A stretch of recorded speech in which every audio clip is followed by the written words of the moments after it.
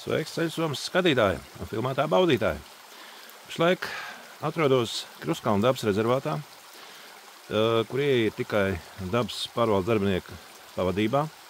Mēs esam pašlaik atnākuši pie krāku avotiem, kur mēs redzam šī vietā iztek viens no viņiem. Tālāk ar apkopotiem, sakopotiem spēkiem jau šis avotu ūdens ietek iekšā ezerā. Un te mēs varam aplūkot avotu ieteku ezerā. Tagad pavērsīsimies drusciņu pret straumīti. Lūk, šāda varana strauma veidojas no šiem krāku avotiem. Paiešos nedaudz uz augšu, lai būtu labāk saprotams, kā te īsti izskatās. Tātad avotiņš iztek uzreiz sākas otrā pusē tiltiņam. Tur bija tā vieta, kur tika sāks filmēs šis sižets.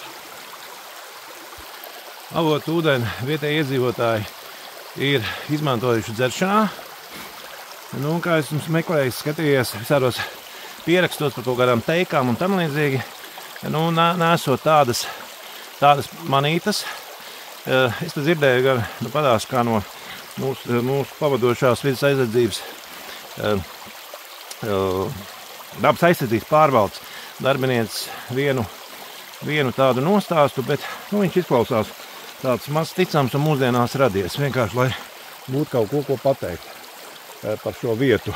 Un tepat blakus, droši vien ieaudzis zālē, negribas tagad man tīpaši viņu meklēt, bet, burtiski te padās viņš apkārtnē ir viens akmens, kas tiek uzstīts par kādreizējo upuru akmeni.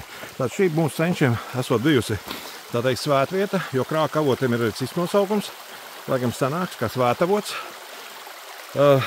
Un ezers, ko mēs redzam, tas ir Svētas ezers.